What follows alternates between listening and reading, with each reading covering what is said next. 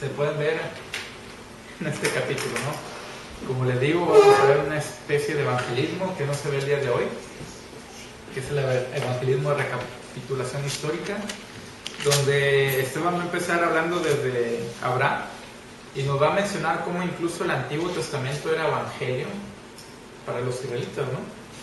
Y antes de empezar vamos a ver 3 textos, donde en los primeros 2 vamos a ver ejemplos de recapitulación histórica y en el tercero vamos a ver cómo los israelitas en el desierto ya tienen el evangelio predicado, ¿sí? Y esto es algo importante. Primer texto se encuentra en Deuteronomio 26. Y debido a que leí 60 versos, si alguien me puede ayudar leyendo con voz fuerte y potente. Deuteronomio 26, versos del 5 al 9. Es el último libro que escribe Moisés. Ya es un anciano y lo escribe antes de morir, y es una confesión de fe también, ¿sí? ¿Si alguien lo tiene? Entonces hablarás y dirás delante de Jehová tu Dios: un arameo a punto de perecer fue mi padre, el cual descendió a Egipto, y habitó allí con pocos hombres, y allí creció y llegó a ser una nación grande, fuerte y numerosa. Y los egipcios nos maltrataron y nos afligieron, y pusieron sobre nosotros dura servidumbre. Y clamamos a Jehová, el Dios de nuestros padres, y Jehová oyó nuestra voz, y vio nuestra aflicción, nuestro trabajo y nuestra opresión. Y Jehová nos sacó de Egipto con mano fuerte, con brazo extendido, con grande espanto, y con señales y con milagros. Y nos trajo a este lugar y nos dio esta tierra que fluye leche y miel. Esto es curioso. Llegamos a Deuteronomio y aquí ya Moisés da ordenanzas acerca de cuando el pueblo de Israel vaya a llegar a la tierra prometida, que va a llegar. Y cuando ya se instituye la cuestión del templo y eso, entonces un israelita tiene que ir con sus primicias y delante del sacerdote va a dar esta confesión. Y recuerda su pasado, ¿sí? Jacob fue un arameo errante, después llegó a Egipto y Dios nos sacó de Egipto con mano poderosa. Cumplió su promesa y ahora estamos en la tierra prometida. Dios nos libró de la casa de servidumbre. ¿Sí? Una recapitulación histórica de eventos de forma breve. Muy bien. Otro ejemplo de esto lo vemos en Josué, capítulo 24, versos del 12 al 19. Un poco largo, pero es interesante también. Josué todavía va a ver un poquito más atrás, ¿sí? Entonces, si alguien lo tiene, 24 del 2 al 19. Y también cualquier pregunta que tengan, siéntanse confianza de hacerla, ¿sí? Mi idea es que se ha interactuado y no, porque es largo, entonces, ¿vale? Josué 24, versos del 12 al 19. Y Josué dijo a todo el pueblo: así dice Yahvé, Dios de Israel: al otro lado del río habitaron antiguamente vuestros padres, Taré, padre de Abraham y de Nacor, y ellos servían a otros dioses. Pero yo tomé a vuestro antepasado Abraham de la otra parte del río, e hice que anduviera por toda la tierra de Canaán, y multipliqué su descendencia y le di a Isaac. Y a Isaac le di a Jacob y a Esaú, y a Esaú le di la serranía de Seir para que la poseyera. Pero Jacob y sus hijos bajaron a Egipto. Luego envié a Moisés y a Aarón, y herí con plagas a Egipto, conforme a lo que hice en medio de él, y después os saqué de allí. Saqué a vuestros ancestros de Egipto, y llegasteis al mar, y los egipcios persiguieron a vuestros antepasados con carros y con jinetes hasta el mar rojo. Entonces clamaron a Yahvé, y él puso oscuridad entre vosotros y los egipcios, y trajo el mar sobre ellos y los cubrió, y vuestros ojos vieron lo que hice en Egipto, y por muchos días estuvisteis en el desierto. Después os introduje en la tierra de los amorreos, que habitaban en la otra parte del Jordán, y lucharon contra vosotros, pero los entregué en vuestras manos, y poseísteis su tierra, y los destruí de delante de vosotros. Luego se levantó Balac, hijo de Zippor, rey de los moabitas, y peleó contra Israel, y envió a llamar a Balaam, hijo de Beor, para que os maldijera. Pero no quise escuchar a Balaam, y él tuvo que bendeciros, y os libré de su mano. Luego cruzasteis el Jordán, y llegasteis a Jericó, y los hombres de Jericó pelearon contra vosotros, también el amorreo, el fereceo, el cananeo, el eteo, el gergeseo, el heveo y el jebuseo, pero yo los entregué en vuestra mano. Envié también delante de vosotros el avispón que echó de delante de vosotros a los dos reyes de los amorreos, pero no con tu espada ni con tu arco. Y os di una tierra por la cual no te fatigasteis, y ciudades que no edificasteis, en las cuales habitáis y coméis de viñedos y olivares que no plantasteis. Ahora pues, temed a Yahvé y servidle con integridad y en verdad, y apartad los dioses a los cuales sirvieron vuestros padres en la otra parte del río y en Egipto, y servid a Yahvé. ¿Hasta qué versículo? 19. Más bien. Perdón. Y si mal os parece servir a Yahvé, escogeos hoy a quién sirváis, si a los dioses a quienes sirvieron vuestros padres cuando estuvieron al otro lado del río, o a los dioses del amorreo en cuya tierra habitáis, pero yo y mi casa serviremos a Yahvé. Entonces respondió el pueblo y dijo: lejos esté de nosotros abandonar a Yahvé para servir a otros dioses, porque Yahvé nuestro Dios es el que nos sacó a nosotros y a nuestros padres de la tierra de Egipto, de casa de esclavitud, y el que ha hecho estas grandes señales ante nuestros ojos y nos ha guardado por todo el camino en que hemos andado, y entre todos los pueblos por los cuales hemos pasado, por cuanto Yahvé ha echado delante de nosotros a todos los pueblos y a los amorreos que habitaban en esta tierra. Nosotros pues también serviremos a Yahvé, porque Él es nuestro Dios. Pero Josué objetó al pueblo: no podréis servir a Yahvé, porque es un Dios santo, un Dios celoso. No cargará con vuestras transgresiones y con vuestros pecados. Bien curioso cómo Josué todavía va más atrás y dice: nuestros padres vivieron del otro lado del río, el río Éufrates. Servían a dioses extraños, ¿no? Y vuelve a contar la historia de cómo salen de ahí. Llegan a la tierra de Canaán, van a Egipto, Dios los libera de mano poderosa, vuelven a Canaán. Y la cuestión aquí, ya Josué llega a una cuestión de apologética, ¿no? De ahí de dos lados, ¿a quién van a servir ustedes? ¿A Jehová? ¿Conocen la historia? ¿O a sus propios ídolos que ustedes han creado? Y bueno, no voy a hablar más de Josué, pero es bien interesante lo que dice en el verso 19, ¿no? Ustedes no pueden servir a Jehová. Vamos al libro de Jueces y conocemos la historia, ¿sí? Entonces, recapitulación histórica es la forma en la cual los israelitas veían la historia de Dios hacia ellos. Y si esto no queda claro, vamos rápidamente al libro de Hebreos. Todo esto es introducción, y luego vamos al texto en sí. Vamos al libro de Hebreos porque hay una palabra clave que a veces dejamos de lado, ¿no? Hebreos 3. Aquí voy a leer varios versos.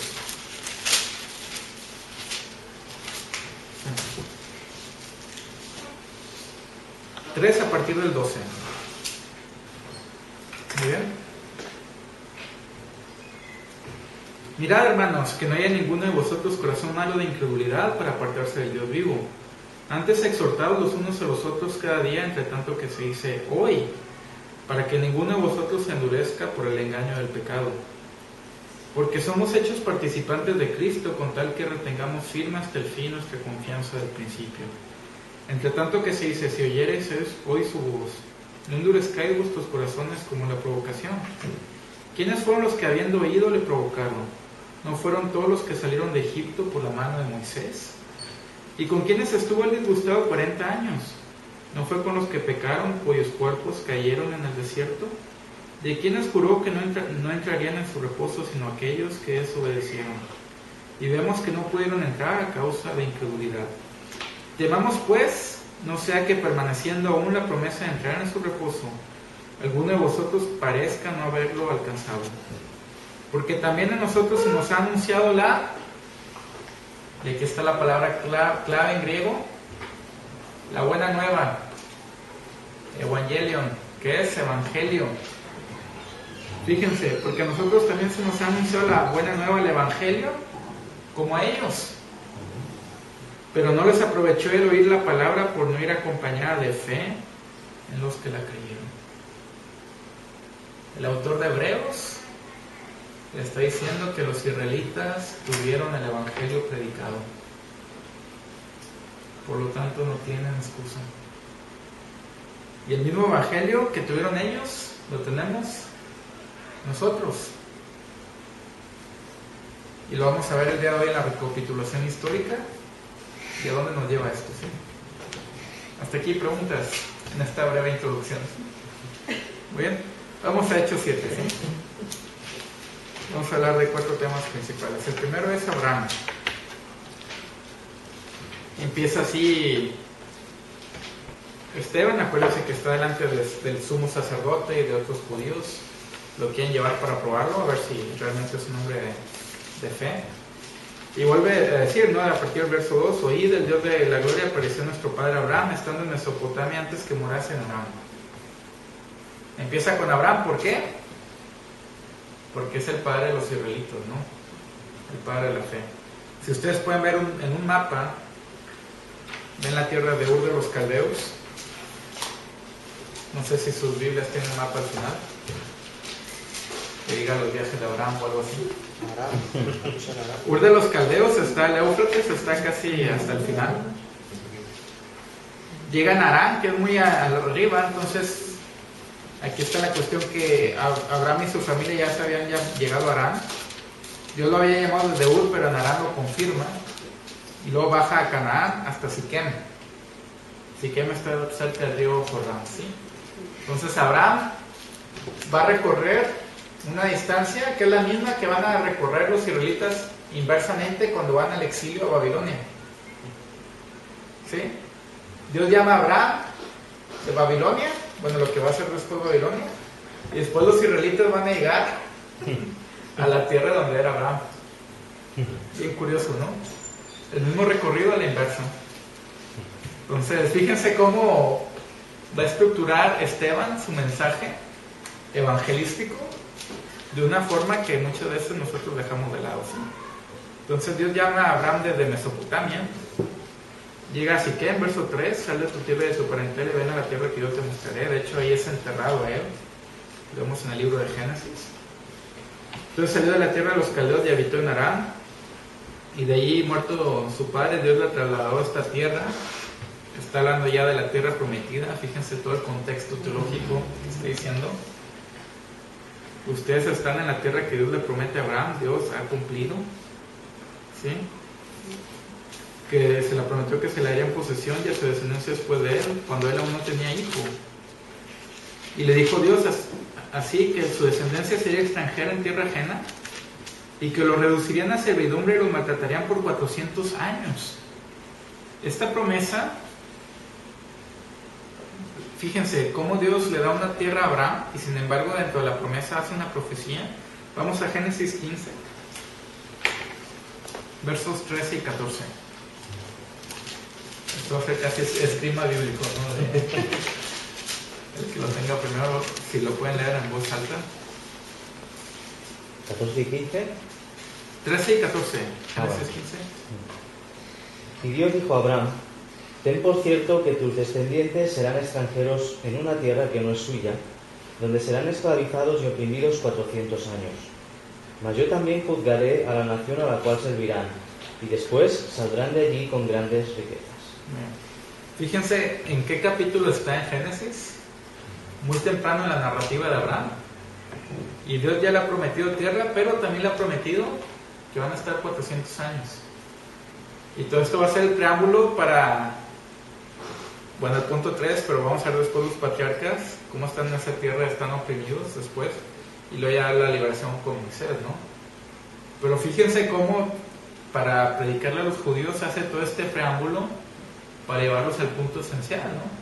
Dios es fiel, cumple sus promesas y profecías, y sin embargo, a pesar de que están 400 años, Dios sigue siendo el mismo Dios. Los va a sacar, ¿sí? ¿Hasta aquí preguntas? ¿Comentarios? Creo que va quedando un poco claro, ¿no? Si no, díganme. Sí, me estoy enrollando mucho y hago una pequeña pausa, ¿sí? Entonces, es la profecía, verso 7, de Hechos 7. Mas yo juzgaré, dijo Dios, a la nación de la cual serán siervos, y después de esto saldrán y me servirán en este lugar. Entonces, fíjense, el pueblo de Israel iba a ser esclavo en Egipto y después iban a volver a adorar a Dios justo en el lugar donde estuvo Abraham. que era la tierra de Canaán, donde estuvo habitando, ¿sí? Muy bien. Hasta aquí vimos el primer punto, que es Abraham, ¿sí?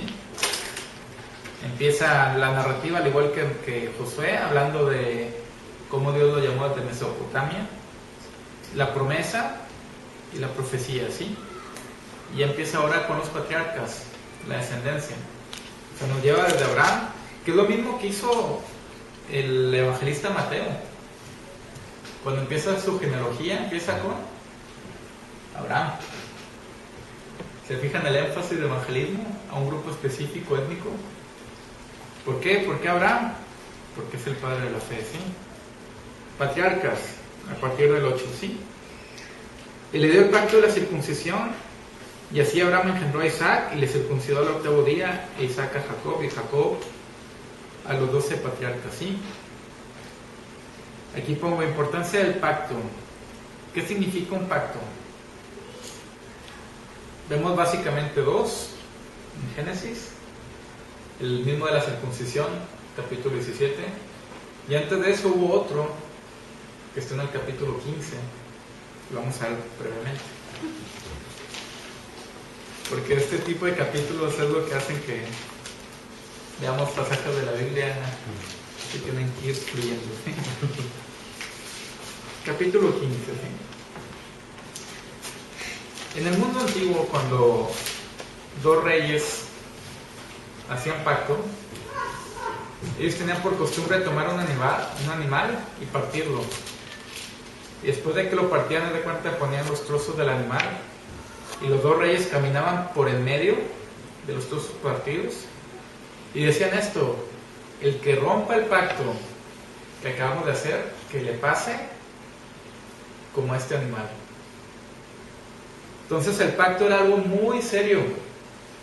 Si uno de los reyes quedaba mal, ¿qué le tenían que hacer? Matarlo y partirlo, ¿sí?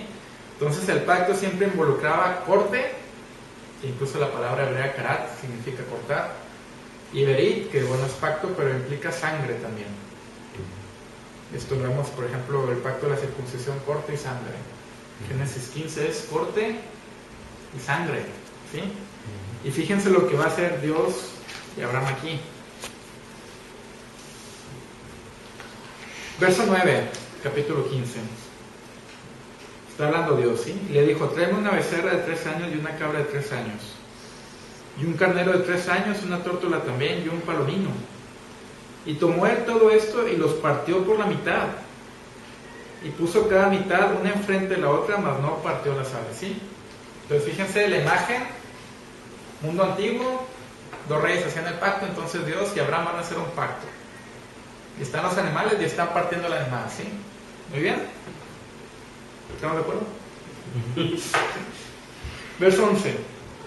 Y descendían aves de rapiña sobre los cuerpos muertos, y Abraham las ahuyentaba.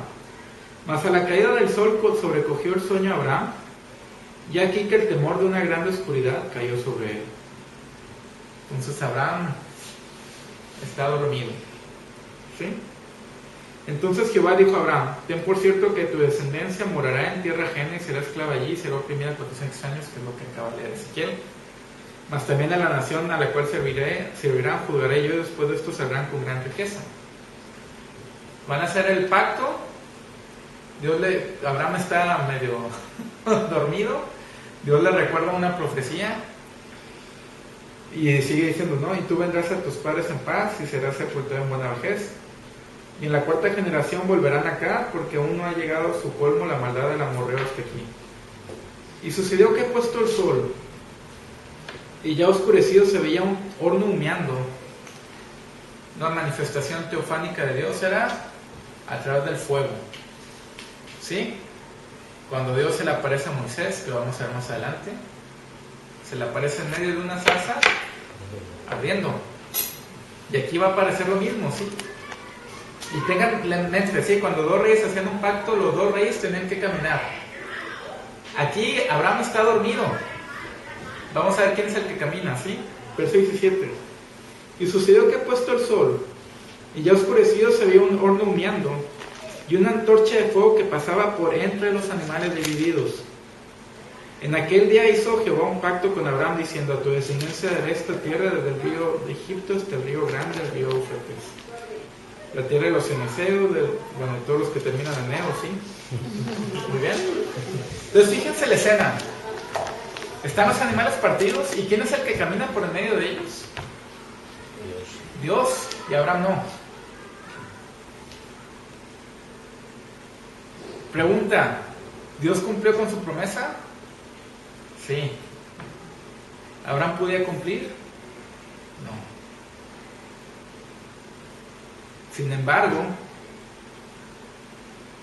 vemos que en un pacto debe haber un animal partido y derramamiento de sangre. ¿Qué pasa en el Nuevo Testamento? Jesús está con sus 12 discípulos y toma un pedazo de pan y lo parte y toma la copa, y ¿qué dice? Esta copa es el nuevo pacto en mi sangre. Bebed y haced esto en memoria de mí. ¿Se fijan cómo es la misma imagen? Cristo va a ser partido y su sangre va a ser derramada. Dios pasó por el medio de los animales, y Cristo, la segunda persona de la Trinidad, se entrega por nosotros, su cuerpo es partido y su sangre derramada a nuestro favor. Y los pactos de Dios son perpetuos y no cambian. Y es a donde nos va a llevar Esteban, a Cristo, ¿sí? Pero todo esto es preámbulo a eso, ¿sí? Esto es como cuando vas preparando la carne y vamos a llegar a consumirla más adelante, ¿sí? Hasta aquí preguntas.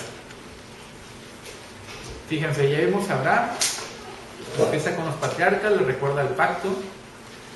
Verso 9, los patriarcas movidos por envidia vendieron a José para Egipto, pero Dios estaba con él, ¿sí?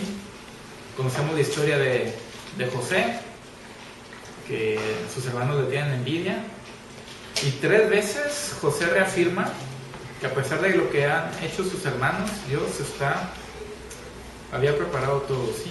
Génesis 45:5, yo lo leo si quieren. Ahora pues no os entristezcáis ni os pese de haberme vendido acá, porque para preservación de vida me envió Dios delante de vosotros. Verso 8, así pues no me enviasteis acá vosotros, sino Dios, que me ha puesto por padre de Faraón, y por señor de toda su casa, y por gobernador en toda la tierra de Egipto. Y el 50:20, que ya es su discurso de despedida, dice: vosotros pensasteis mal contra mí, mas Dios lo encaminó a bien, para hacer lo que vemos hoy, para mantener en vida a mucho pueblo. Dios no solamente es un pacto, sino que cumple su propósito, y todo es para bien. De la forma más misteriosa, Dios preservó a José, que va a volver, que va a mantener al pueblo de Israel. Y bueno, ya conocemos el resto de la historia, ¿no? Y sigue reafirmando Esteban 10-13. Y le libró de todas sus tribulaciones, y le dio gracia y sabiduría delante de Faraón, rey de Egipto, el cual lo puso por gobernador sobre Egipto y sobre toda su casa. Vino entonces hambre en toda la tierra de Egipto y de Canaán, y grande tribulación, y nuestros padres no hallaban alimentos. Cuando oyó Jacob que había trigo en Egipto, envió a nuestros padres la primera vez. Y en la segunda, José se dio a conocer a sus hermanos, y fue manifiesto a Faraón el linaje de José. ¿Sí?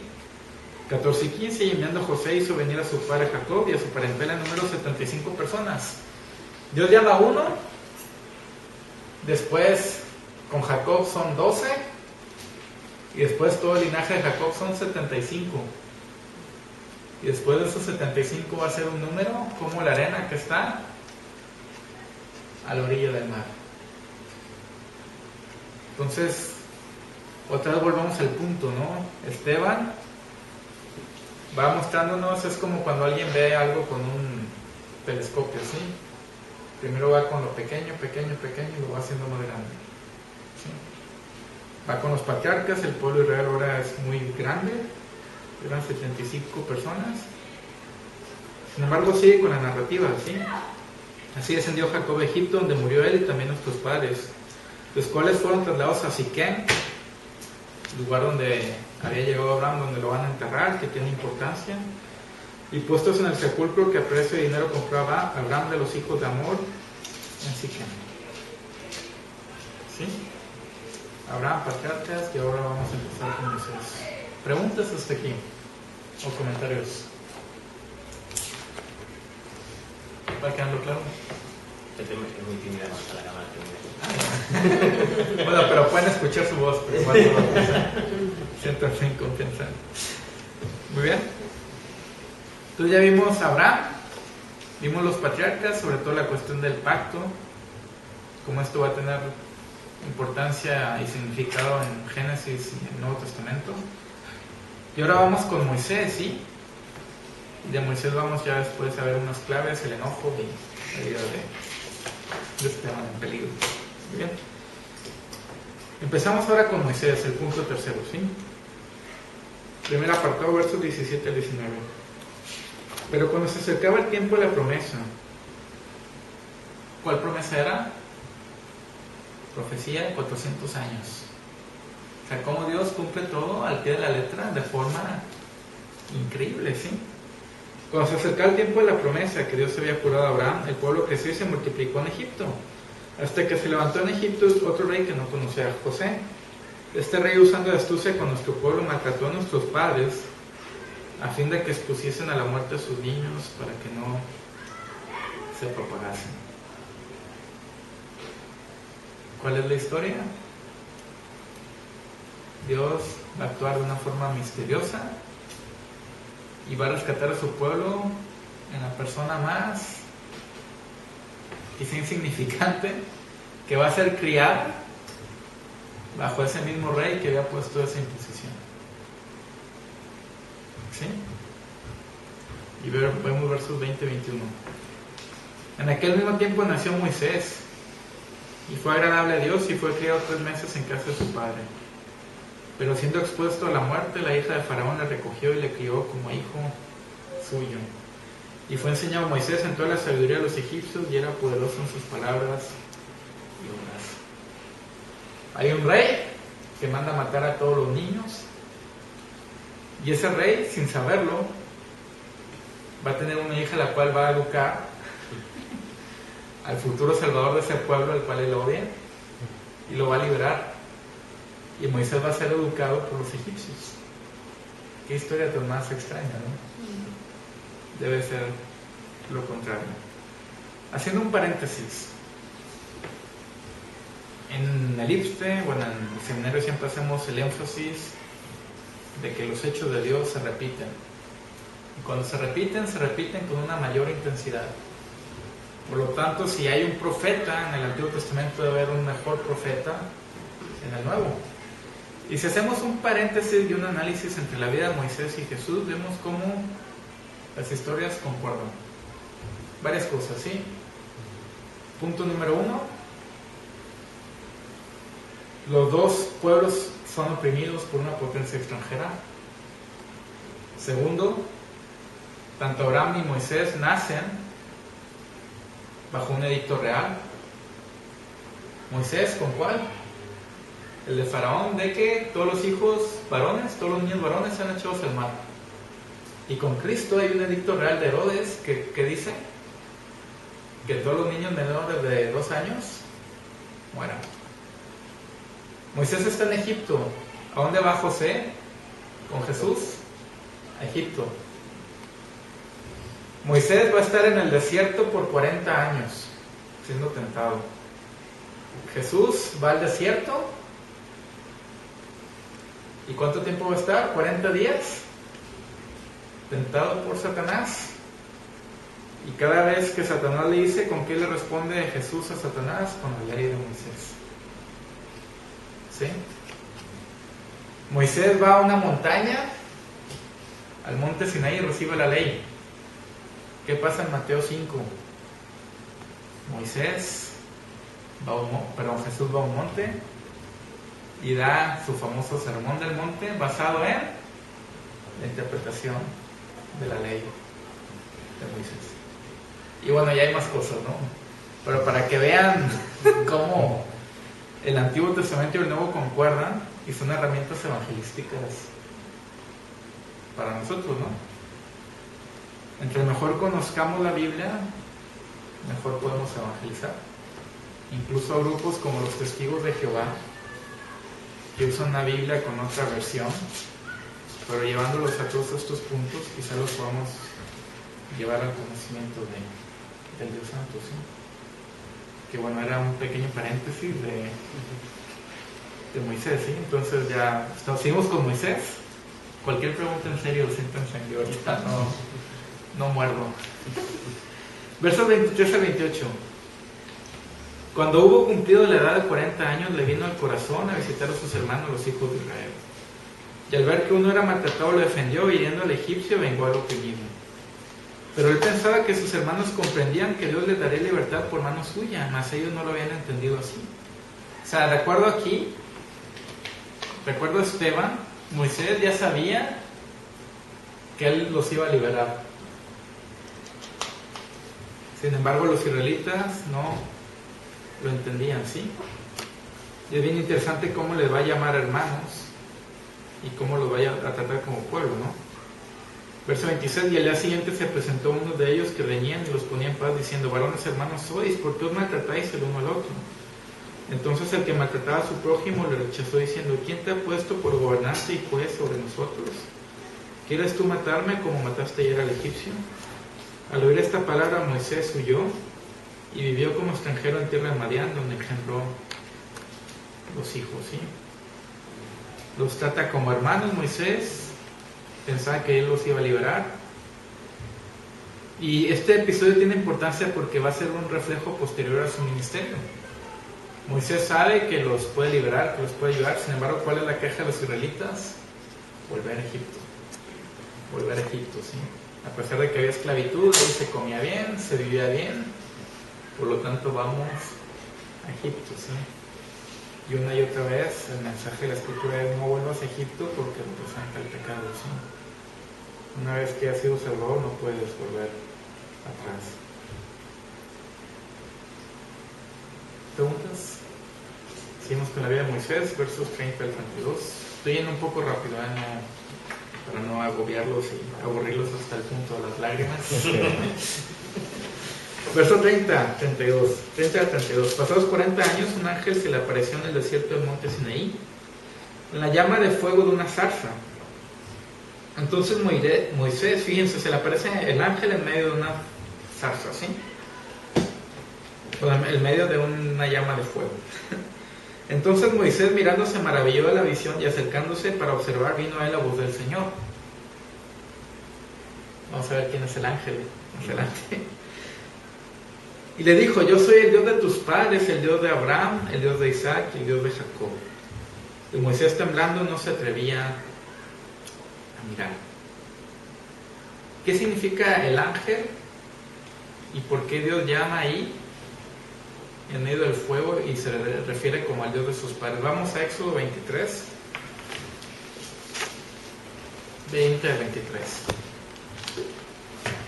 Éxodo 23, 20 al 23. El contexto de este capítulo es que el pueblo de Israel ha salido de la tierra de Egipto, ha cruzado el Mar Rojo, ¿sí? Ya ha sido el evento del Éxodo. Y aquí Moisés va a hablar de algo interesante sobre un personaje, ¿sí? Y Albert, ¿puedo verlo? Éxodo 23. Y aquí yo enviaré un ángel delante de ti para que te guarde en el camino y te traiga al lugar que yo he preparado. Sé prudente delante de él y obedece su voz.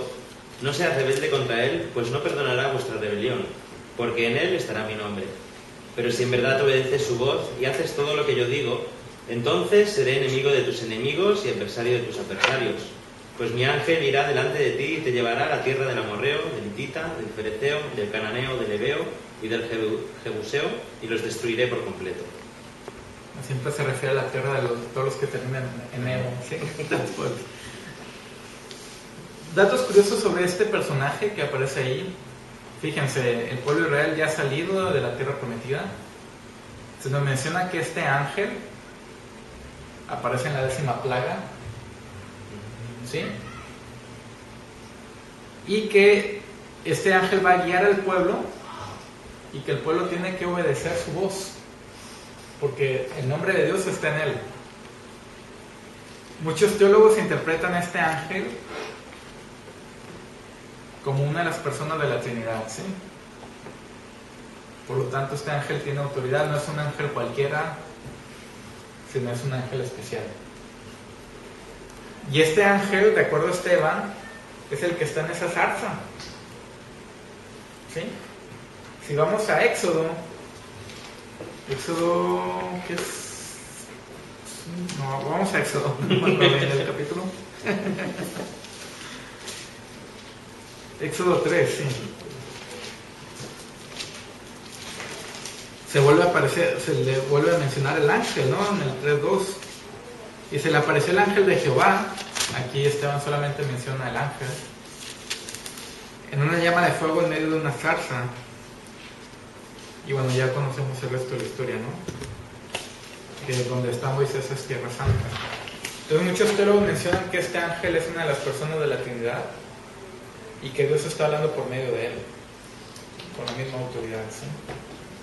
Dios está apareciendo de esa forma y por lo tanto Esteban está mencionando este pasaje que es esencial, porque en Éxodo 3 a Moisés se le revela el nombre de Dios como no se le había revelado a ninguno anteriormente, que en algunas Biblias aparece como Jehová, en otras como Yahvé, y que tiene que ver con el verbo ser en hebreo, sí, el Hayá, Yahvé, Adonai.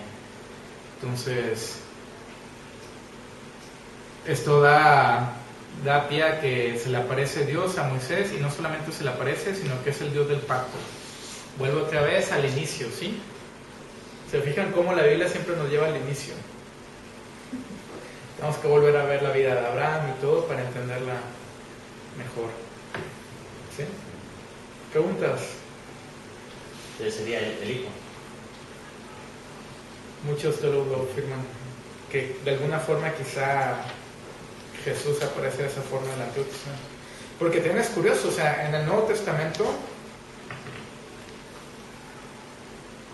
bueno, en el Antiguo Testamento el rey de guerra siempre va antes del rey de paz. David, Salomón, Shlomo, paz, ¿sí? Y cuando Salomón es coronado, que esto también es algo que, bueno, hago un paréntesis brevemente. Cuando Salomón es coronado, ¿sobre qué animal está montando? Un burro. Y en el mundo antiguo, cuando un rey montaba un burro, no es que, ay, qué humilde, sino es un símbolo de la realeza, porque un caballo significa guerra. ¿Sí? Entonces, cuando Jesús pide un burro, no solamente significa humildad, sino que es rey. Y por eso cuando va montado en burro, ¿qué hace el pueblo? Bendito el que viene en nombre de Jehová, y lo proclaman rey. ¿Sí? Ya ven que tiene sentido. No solamente es humildad, sino es realeza. Pero en el Apocalipsis Jesús viene montado no en un burro, viene en un caballo. ¿Y qué hace? Guerra. A cortar cabezas. ¿Se fijan cómo es la misma analogía? Emmanuel, sí, príncipe de paz, pero después viene como guerrero en caballo. Por eso es toda la imagen de Apocalipsis tiene mayor sentido cuando ves la cuestión del burro. ¿Se fijan? Entonces, bueno, muchos teólogos afirman que este ángel quizá es una de las personas de la Trinidad, quizá sea Jesús de alguna forma apareciéndose de esa forma. También cuando se le aparece a Josué, Josué se postra y lo adora. Y bueno, Jesús como tiene toda esta simbología también de guerra. Entonces, bueno, en el Apocalipsis y en el Antiguo Testamento, por eso es curioso, ¿sí? ¿Me seguimos? Verso 33, ya pasamos la mitad, ya vamos a llegar. Y le dijo el Señor, quita el calzado de tus pies, porque el lugar en que estás es tierra santa, ¿sí? Entonces Moisés, volvemos al evento, está viendo la zarza ardiendo, no se consume, tiene miedo de acercarse y tiene que quitar sus sandalias, ¿sí? Que bueno, eso también lleva una cuestión que ya mejor seguimos. Verso 34. Fíjense, Dios está hablando, Ciertamente he visto la aflicción de mi pueblo que está en Egipto, y he oído su gemido, y he descendido para librarlos. Fíjense, 3 verbos: visto, oído, descendido, y el cuarto es: ahora pues, ven, te enviaré a Egipto. O sea, en el cuarto ya Dios comisiona a Moisés, cuarto verbo. En el primero Dios es el que, ¿qué? Ve, oye y desciende. Verbos activos, que es lo mismo que hacía Dios en el Antiguo Testamento. Fíjense, vamos a Éxodo 2, 24 y 25. Porque esto es importante, hacer este paréntesis de las acciones de Dios, ¿sí? Si alguien lo tiene, bueno, creo que ya tú lo tienes. 24. Éxodo 2, 24 y 25. Oyó Dios su gemido, y se acordó Dios de su pacto con Abraham, Isaac y Jacob, y miró Dios a los hijos de Israel, y Dios los tuvo en cuenta. Fíjense, la misma analogía de cuestiones sensoriales. Dios escucha su gemido, recuerda el pacto, otro verbo, y ve. Y esto aparece otra vez en la Biblia. ¿Quién como Jehová nuestro Dios, que se sienta en las alturas y baja para ver los cielos y la tierra? En el libro de Job hay una pregunta interesante. Conocemos la vida de Job. Y bueno, vamos a ver si me acuerdo del capítulo, realmente, otro paréntesis.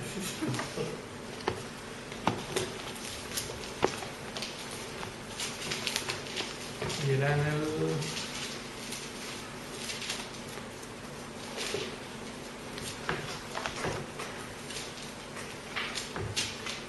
Uy. Creo que no lo apunté.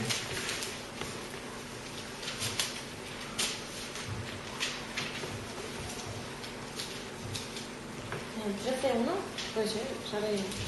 Visto y oído y entendido en eso. Ah, sí, sí, ese también. Pero hay uno donde le hace la pregunta Job a Dios: ¿acaso tienes los ojos de mortal? ¿Son tus días como los días del humano? Creo que era, espérame, casi el final, ¿no? Perdón. Debe ser el 30 y tantos. Espérame, que esto no lo volveré a hacer. Pero ya que estamos aquí, era el 19, ¿no? A ver.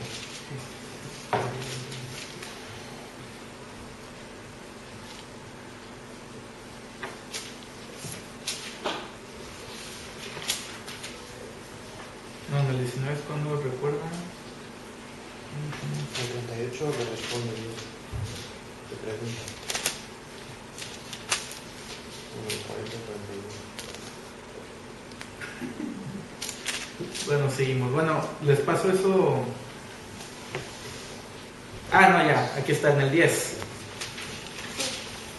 ¿Alguien puede leer Job 10? No. Del 1 al... Del 1 al 7. Mi alma está hastiada de mi vida. Daré rienda suelta a mis quejas. Hablaré en la amargura de mi alma. Diré a Dios, no me condenes. Hazme saber por qué contiendes conmigo. ¿Es justo para ti oprimir, desechar la obra de tus manos y favorecer el designio de los malos? ¿Acaso tienes ojos de carne y miras como mira el hombre? ¿Son tus días como los días del hombre o tus años como los años del hombre? Para que indagues mi iniquidad e inquieras por mi pecado, a sabiendas de que no soy culpable y que no hay quien libre de tu mano. Fíjense, aquí conocemos la historia de Job, ¿sí? Y dice que él ya está harto. Veamos lo que le ha pasado, sí, ha perdido todo. ¿Y cuál es la pregunta que le hace Job a Dios? ¿Tienes ojos como un humano? ¿Son tus días como...? Y esta pregunta queda aquí, ¿sí? Vemos que en Éxodo Dios ve y escucha, ¿sí? Y recuerda. Aquí Job le hace una pregunta directa a Dios. Y Dios la va a responder en el Nuevo Testamento con la persona de Cristo. ¿Tienes ojos de carne? Tus días son como los días del ser humano. ¿Y qué va a decir Dios? Sí. Con Cristo, la segunda persona de la Trinidad, Dios se encarna. Cristo va a tener ojos de carne y sus días van a ser como los días del ser humano. Dios nos escucha y nos ve. Quizá no responda de la forma en la cual nosotros creemos. Quizá no nos responda en el tiempo que creemos, pero siempre nos escucha. Y esto es algo que debemos de tener en cuenta, ¿sí? Es un Dios que cuida de nosotros y es un Dios que cuando recuerda, actúa. Y cuando actúa, salva. ¿Bien? ¿Preguntas? Bueno, ya vimos la cuestión de ver y oír de parte de Dios. Vamos a después volver a la cuestión del humano. Función de Moisés, verso 35. A este Moisés, a quien había rechazado diciendo: ¿quién te ha puesto por gobernante y juez? A este lo envió Dios como gobernante y libertador por mano del ángel que se le apareció en la zarza. Este lo sacó habiendo hecho prodigios y señales en tierra de Egipto y en el mar Rojo y en el desierto por 40 años. Recapitulamos de nuevo, ¿sí? Dios saca al pueblo de Israel. Ahí se me salió la voz. Dios rescata al pueblo de Israel de Egipto, abriendo el mar. Les pone una nube para que el sol no los mate del calor, ¿sí? Pone una columna de fuego para que cuando alguien está en el desierto hace un frío increíble, para que no tengan frío. No solamente eso, sino que los alimenta con maná. Cuando tienen sed en el desierto, saca agua de la roca.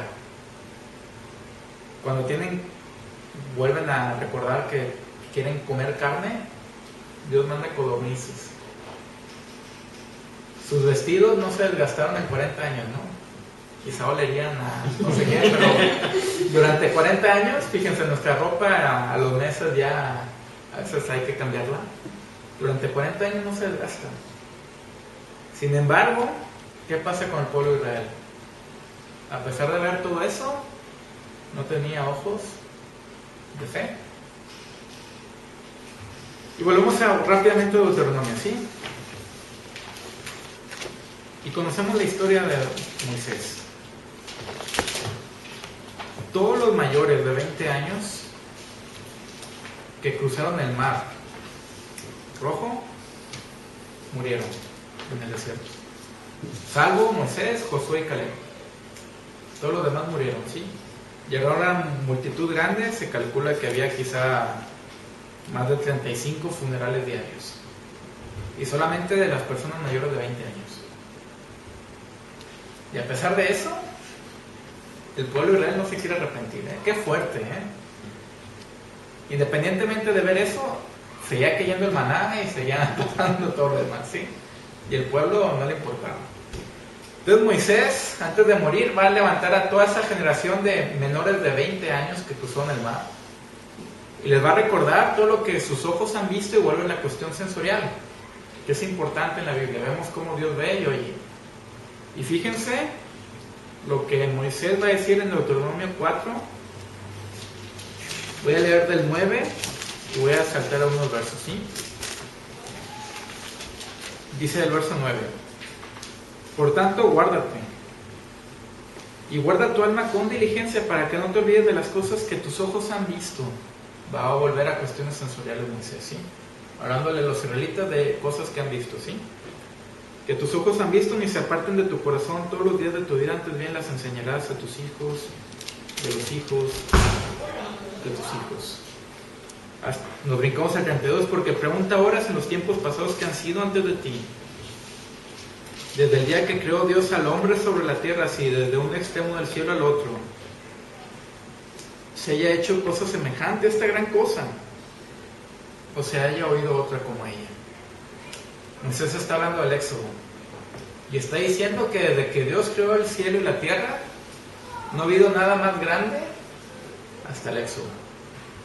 Dios creador, Dios redentor. La creación y la salvación tienen importancia en el pensamiento del ser humano, ¿sí? 33. ¿Ha oído, fíjense, ha oído pueblo alguno la voz de Dios hablando en medio del fuego como tú la has oído sin perecer? ¿O ha intentado Dios venir a tomar para sí una nación de en medio de otra nación con pruebas, con señales, con milagros y con guerra y mano poderosa y brazo extendido? Y hechos aterradores como todo lo que hizo con vosotros Jehová vuestro Dios en Egipto ante tus ojos. A ti te fue mostrado para que supieses que Jehová es Dios y no hay otro fuera de él. Moisés apela a la cuestión sensorial. Ustedes conocen, han visto, han oído, incluso han palpado. ¿Sí? No tienen excusa. Vamos al final de Deuteronomio 29. Y esto es bien fuerte. Porque esto va conectado con lo que va a hacer Esteban. Les va a recordar. Sin embargo, los israelitas de esa época no van a entender y vamos a ver por qué. Deuteronomio 29,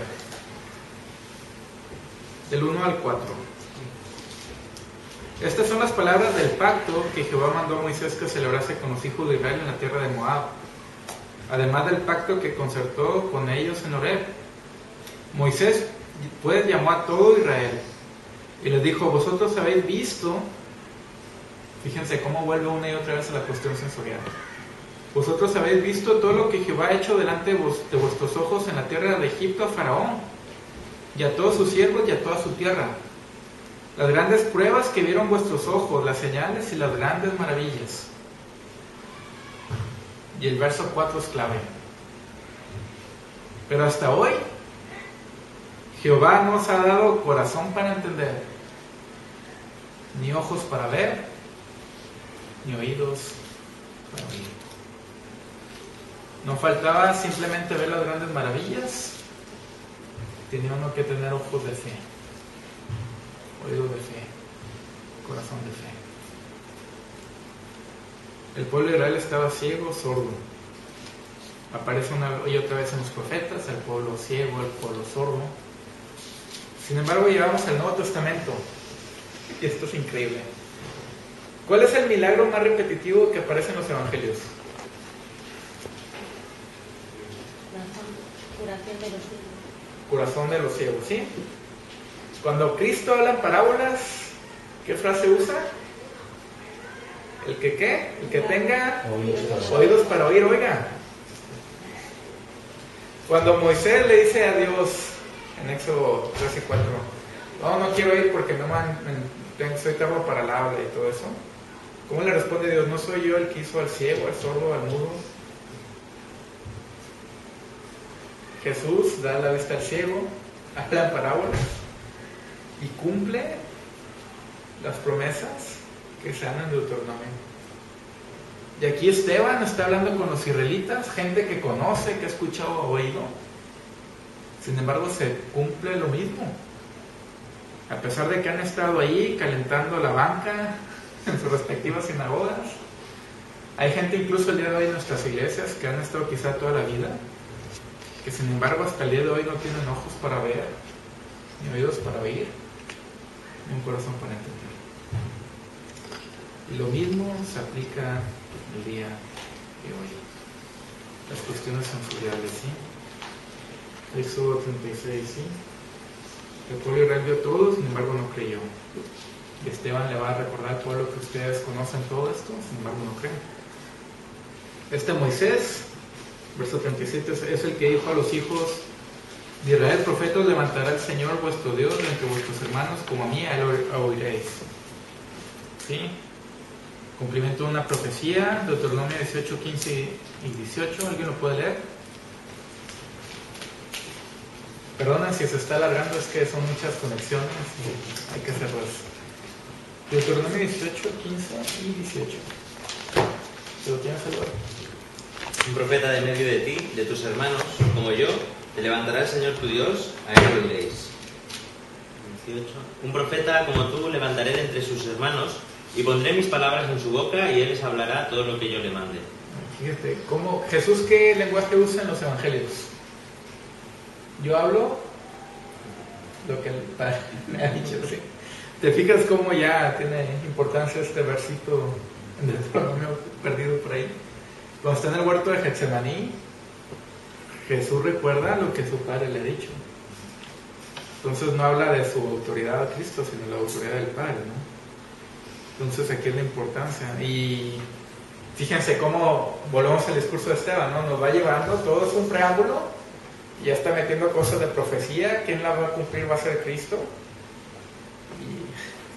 Y vamos a ver por qué los hace enojar, ¿eh? Muy bien. Preguntas, comentarios. 38 y 39. Que no vamos acercando, ya quedó poco complicado, no como antes. Este es aquel Moisés que estuvo en la congregación en el desierto, con el ángel que les hablaba en el monte Sinaí. Ya vimos quién es el ángel. Y con nuestros padres, y que recibió palabras de vida que darnos. Toda la cuestión de Deuteronomio, sí, Deuteronomio de buscar la vida, sí, de cumplir los mandamientos para tener vida. 39, al cual nuestros padres no quisieron obedecer, sino que les echaron y en sus corazones se volvieron a Egipto. Es una forma intelectual de decir nuestros padres fueron idólatras y en sus corazones querían volver a la esclavitud. Cualquier parecido con la realidad del día de hoy, por coincidencia. Y luego llega una escena interesante que está en Éxodo 32. Y esto es lo que los va a hacer, vamos a ver por qué va a hacer que los judíos muestren los dientes y se tapen, ¿sí? Es un preámbulo de lo por venir. 40 al 43, ¿sí? Cuando dijeron a los haznos dioses que vayan delante de nosotros, porque este Moisés que nos sacó de la tierra de Egipto no sabemos qué le haya acontecido. Entonces hicieron un becerro y ofrecieron sacrificio al ídolo, y en las obras de sus manos se regocijaron. Y Dios apartó y los entregó a que rindiesen culto al ejército del cielo, como está escrito en el libro de los profetas. ¿Acaso me ofrecisteis víctimas y sacrificios en el desierto por 40 años, casa de Israel? Antes bien llevasteis el tabernáculo de Moloch y la estrella de vuestro Dios Renfán, figuras que os hicisteis para adorarlas. Os transportaré pues más allá de Babilonia. ¿Sí? Increíble la capacidad de memoria de Esteban. Todo esto lo está citando de memoria, ¿eh? No tiene un texto bíblico enfrente, y si ustedes comparan es casi palabra por palabra, ¿sí? La cita ¿Éxodo? es Éxodo, ¿de qué capítulo? 32. Ah, bueno, vamos a llegar ahí. El evento del becerro de oro. ¿Lo acabas de leer? Ah, no, este está, espérame, él es en Amós 5, 25 al 27. O sea, está citando el profeta Amós. ¿Lo quieres leer? Ah, no. Ah, no. Es que No, está... Bueno, si no, les dejo esta hoja al Alberto y la puede pasar, ¿eh? Muy bien. Y... Ah, sí. Vamos al evento. Éxodo 32, 9. El evento es este. Los israelitas, Moisés se fue al Sinaí a recibir las tablas de la ley. Han pasado días y los egipcios no saben qué le ha pasado, si sigue vivo o va a volver. Y los israelitas hacen este becerro de oro, lo adoran. Y vamos a ver una expresión que es bien importante, que muchas veces también dejamos de lado. ¿Alguien puede leer Éxodo 32, verso 9? El Señor dijo a Moisés. Bueno, desde el 7 al 9, perdón. Entonces el Señor habló a Moisés: desciende pronto, porque tu pueblo, que sacaste de la tierra de Egipto, se ha corrompido. Bien pronto se ha desviado del camino que yo les mandé. Se han hecho un becerro de fundición y lo han adorado. Le han ofrecido sacrificios y han dicho: este es tu Dios, Israel, que te ha sacado de la tierra de Egipto. Y el Señor dijo a Moisés: he visto a este pueblo, he aquí, es pueblo de dura cerviz. Fíjense, esa palabra, esa frase, pueblo de dura cerviz. Cuando tú tenías un animal, bueno, incluso eso es el día de hoy, por ejemplo una vaca, y no le sirve la cervical, ¿qué puede hacer ese animal? Absolutamente nada. no puede estar de pie, hay que sacrificarlo. ¿Qué pasa en este pasaje? El pueblo de Israel ha cometido idolatría. ¿Y qué quiere hacer Dios con ellos? Son pueblo de dura cerviz, no sirven, por lo tanto hay que consumirlos. Y Moisés va a tener que interceder, y es gracias a la intercesión de Moisés que la ira de Dios no desciende. Y esta palabra era quizá la blasfemia más grande que le podía, el insulto, más grande que le puedes hacer a un israelita. Que seas pueblo de dura cerviz. ¿Por qué? Porque te va a volver a recordar ese evento nefasto donde sus padres cometieron idolatría de la más fea, ¿sí? Una idolatría de la peor, que son pueblo de dura cerviz, ¿sí? Inutilidad del pueblo. Entonces, nada más para contextualizarlos, y vamos a llegar a este pasaje después de Esteban, ¿sí? Luego habla del tabernáculo y la casa, ¿sí? El 45 al 50, el cual recibido a su vez por nuestros padres. Bueno, del 44, perdón. Tuvieron nuestros padres el tabernáculo del testimonio en el desierto, como lo había ordenado Dios cuando dijo a Moisés que lo hiciese conforme al modelo que había visto. Moisés vio el modelo del tabernáculo, se lo mostró Dios, no lo relata, nada más se me menciona eso. Ahí está si 2 o 3 están reunidos en el nombre de Dios, Dios está en medio de ellos en el Espíritu Santo, ¿no? Entonces la misma imagen es la presencia de Dios. Por lo cual cuando vamos a una iglesia que realmente es una iglesia, estamos delante de la presencia de Dios, ¿no? Y a veces no actuamos de tal forma, eso ya es otra cosa, ¿sí? Pero esto es algo importante que debemos de tener en cuenta. Y el tabernáculo, lo curioso es de que, por ejemplo, estaban las tribus de Israel alrededor, y el tabernáculo tenía que estar en medio de las tribus, para simbolizar que Dios, su presencia, estaba en medio de ellos, ¿sí? La casa de Dios iba a estar en medio de una colina en Jerusalén, para simbolizar que en esa colina su presencia estaba y veía a todo el resto de la ciudad santa, ¿no? Sin embargo, vamos al libro de Apocalipsis, y ¿qué vemos en la visión de Juan? Vamos a Apocalipsis 21.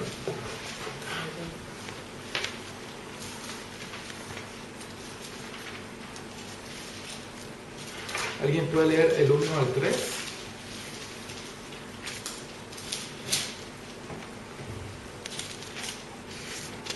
Y un cielo nuevo y una tierra nueva, porque el primer cielo y la primera tierra pasaron, y el mar ya no existe.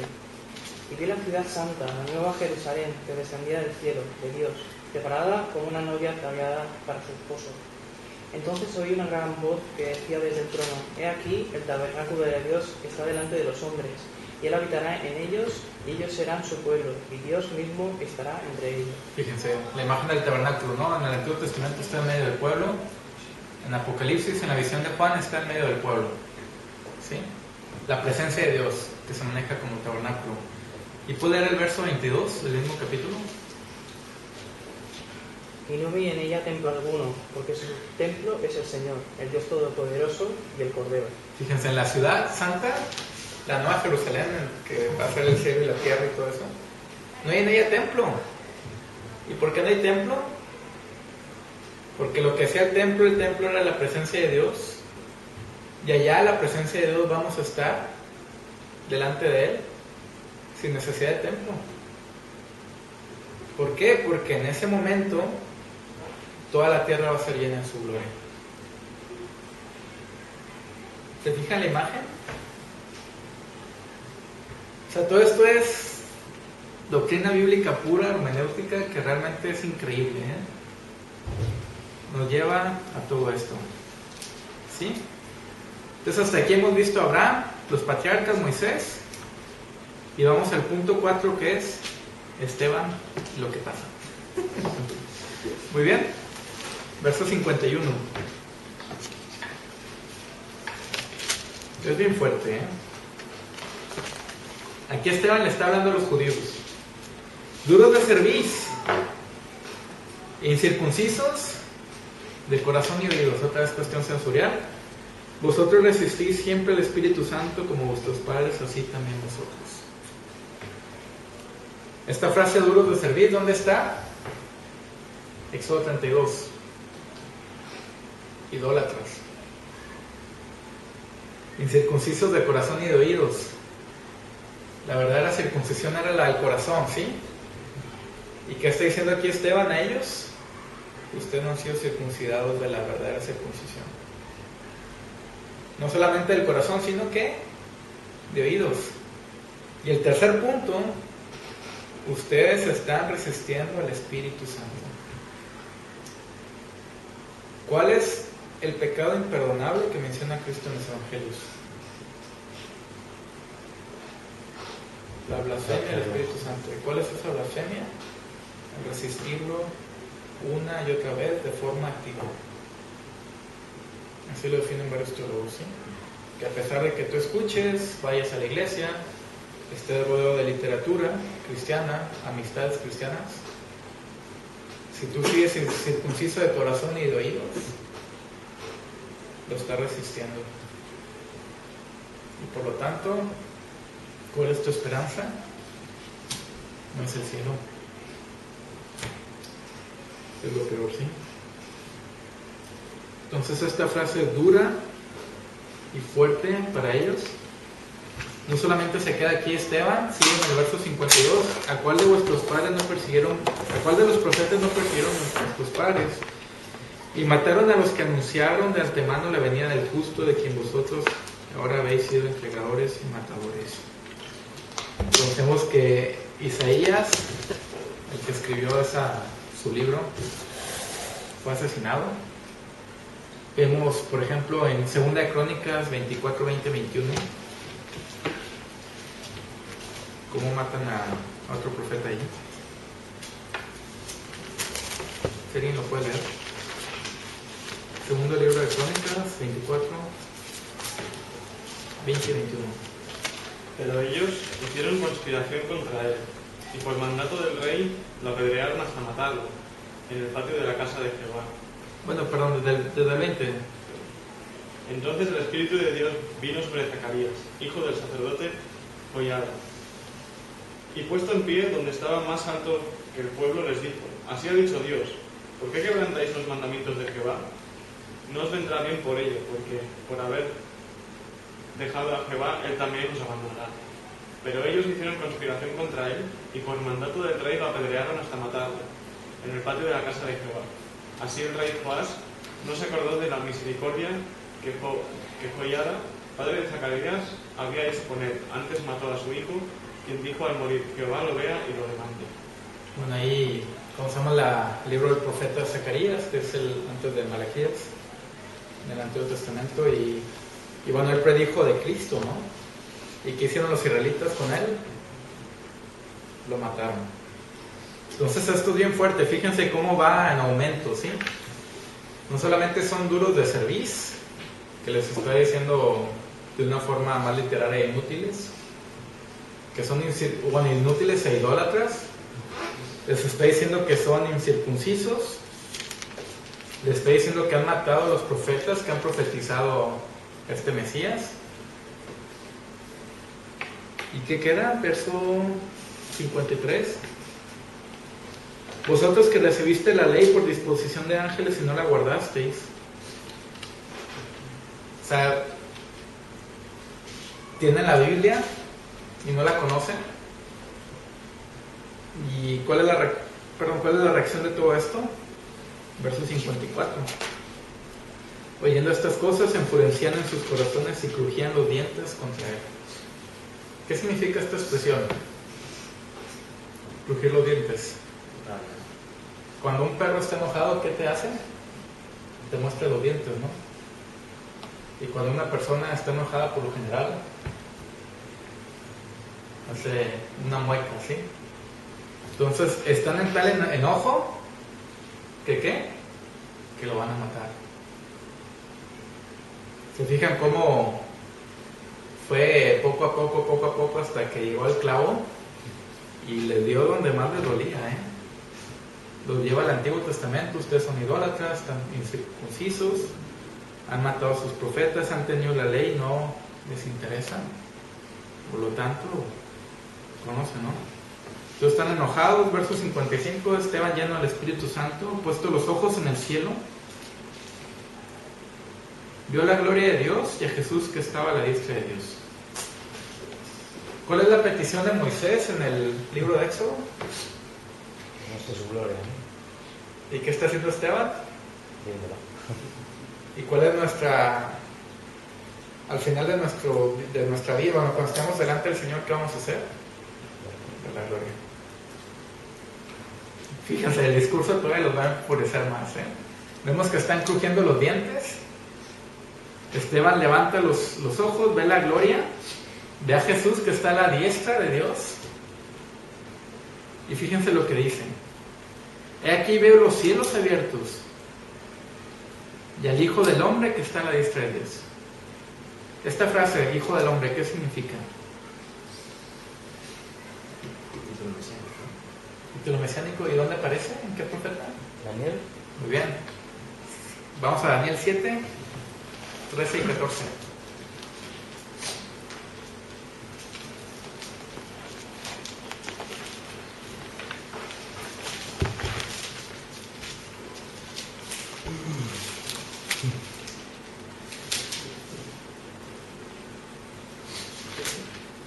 Daniel 7, versos 13 y 14.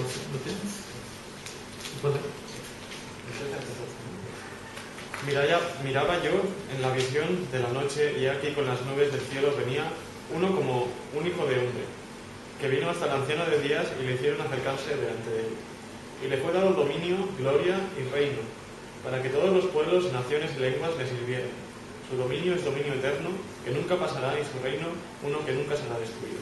Fíjense, es un título mesiánico, ¿sí? Como hijo de hombre, va relacionado con la encarnación de Cristo. ¿Y qué se le da a ese hijo del hombre? Un montón de cosas en el verso 14, ¿no? Gloria, poder, ¿qué más? ¿Verdad? Gloria, dominio, sí. ¿Y alguien lo tiene? ¿El 14? ¿Puedo repetir el 14? Y le fue dado dominio, gloria y reino para que todos los pueblos, naciones y lenguas le sirvieran. Su dominio es un dominio eterno que nunca pasará, y su reino uno que no será destruido. O sea, esto es para Cristo increíble, ¿eh? O sea, es una pasada. Es un hijo de hombre. O sea, esta profecía ya se conocía. Va relacionado con la encarnación, título mesiánico, todo lo que merece este hijo de hombre. Y en los evangelios Jesús solamente él se refiere a hijo de hombre él mismo. Ninguno de sus apóstoles habla de él como hijo de hombre. Y siempre que estaba con los judíos dice, y el hijo del hombre, y el hijo del hombre, y el hijo del hombre. Entonces por eso Esteban también usa esta palabra que va relacionada con Daniel, pero que los judíos conocían y que el sumo sacerdote conocía de antemano. ¿Sí? Entonces, cuando escuchan eso y lo relacionan con Daniel, ¿cuál es la reacción? Entonces ellos, dando grandes voces, se taparon los oídos y se arremetieron a una contra él. Y echándole fuera de la ciudad, le apedrearon, o sea, muerte por lapidación. Y los testigos pusieron sus ropas a los pies de un joven que se llamaba Saúl. Y apedreaban a Esteban mientras él invocaba y decía: Señor Jesús, recibe mi espíritu. ¿Sí?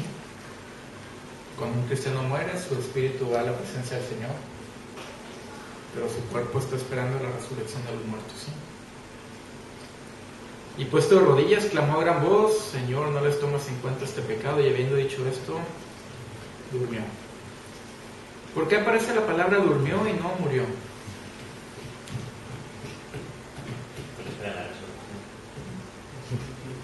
Porque hay esperanza. ¿Sí? Y es increíble, ¿no? Aplicación para el día de hoy. Evangelio y Biblia. Esta forma de evangelismo existe varias, ¿sí? En la Biblia misma. Pero esta de ir con la recapitulación histórica brevemente tiene importancia. ¿Por qué? Porque llevas a la persona a toda la Biblia. Y esa persona puede ver que toda la Biblia se enfoca principalmente en Cristo, su muerte y su resurrección. Por lo tanto, recordemos a Esteban, Recordemos este método de Biblia, ¿sí? Punto número 2, ¿cómo reaccionamos a esto? ¿Somos circuncisos de corazón o incircuncisos? ¿Tenemos ojos para ver, oídos para oír y un corazón para entender o no? Tengamos esto en nuestro corazón, ¿sí? A veces hay personas que han estado en la Biblia toda su vida, sin embargo son como los israelitas de Hechos 7, que a pesar de tener la ley, dada por disposición de ángeles, palabra de vida, ellos siguen leyendo la Biblia con un velo en su rostro. Y el punto 3, poner nuestra vista en el cielo y llegar a ver la gloria de Dios. Esa gloria está en el Hijo y la vamos a ver, que tengamos esta confianza, ¿sí? Y esto es la enseñanza del día de hoy y demos gracias a Dios por sus promesas. Amén.